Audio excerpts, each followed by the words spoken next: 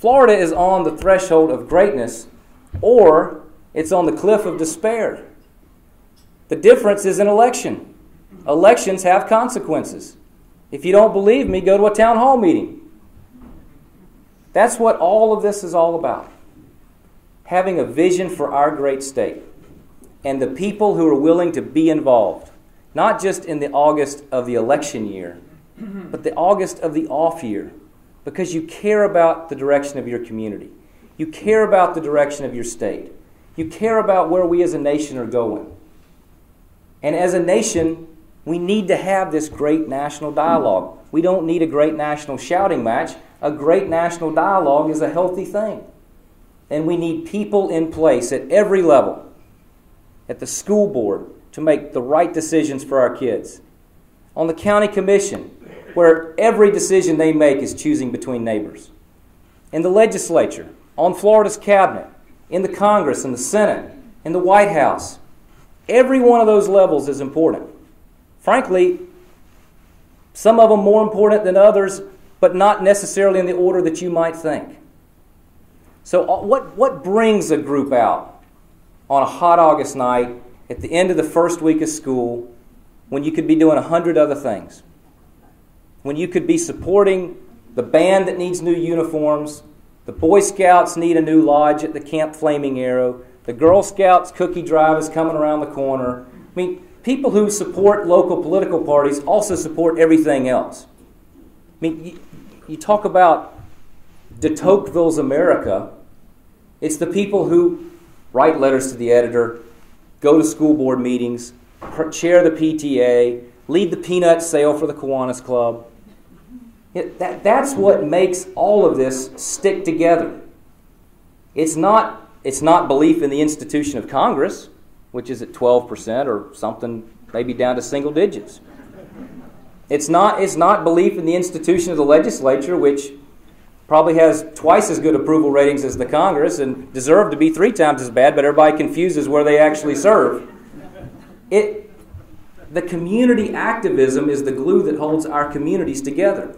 And when you're campaigning, you walk into communities, and you know the ones that really get it. You know the ones that are communities. They have strong civic clubs. They have big signs out front that say Rotary Club meets here. And then you know the ones that are it's just this area where a whole bunch of people live next to each other. They don't really know their neighbor. They might wave when they're going down the driveway. It's not really a community, though. It's just an urban place. So your commitment to be involved is the first step towards doing something about what you obviously believe is the wrong direction for America. We just have to channel that energy for the next 15 months because the anger that we see out there is not enough. We have to backfill it with the first principles that we believe in as conservatives. That individuals have the right to seek their own fortune in America, and by character and by merit and by hard work and a fair amount of luck, they're going to succeed. They're going to do well. We believe that government ought not step between you and your doctor, that the doctor ought not work for the government, and that the government ought not take so much from every business that we're all working for the government at the end of the day. And that's the direction that they're trying to take us. So those principles of protecting those liberties that are enshrined in our Constitution, those principles of capitalism and entrepreneurialism and free markets where people succeed and people fail and we move on as a nation. Those are the strengths of our country. And they're the strengths of this party when our party is at its best. When our party is at its best, we recruit the best possible candidates for the job that they're seeking. We back them up with the strongest possible grassroots, and we believe in their message. And somewhere 4th or 5th is where the money ought to come in, but not first. When we as a party say, we just got to put somebody on the ballot, we'll buy enough TV time to drag them across the finish line, then we've lost even if we've won. Because if we can't win the debate, if we can't win the public policy argument to our neighbors and to our friends, then we haven't really won at all. And that's what your passion and your enthusiasm and your commitment to this effort will deliver next November. I would be honored to be able to come back from Washington after 5 terms, 10 years. Can you believe that? And serve on Florida's Board of Directors and bring about this change.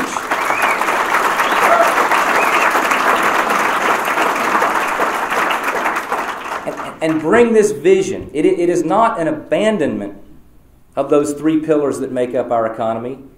It's diversifying that. It's broadening it so that those 3 aren't carrying the whole load. I think that the next Commissioner of Agriculture ought to actually have a background in agriculture. I mean, I may be young and naive still, but it makes sense to me. I think that person ought to have a passion for what that means in the 21st century. And that means water policy for Florida. Because it doesn't matter if you want to plant a citrus grove, a strawberry patch, or a subdivision, it's going to boil down to water policy in the state of Florida. I think that person ought to have a passion for what the future means in terms of environmental land acquisition.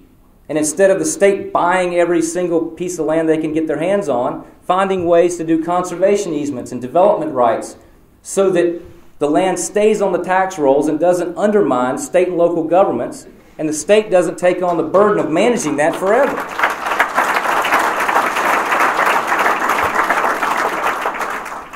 It means having a modern food safety system. We live in a world where Jif peanut butter is advertising, "We won't make you sick."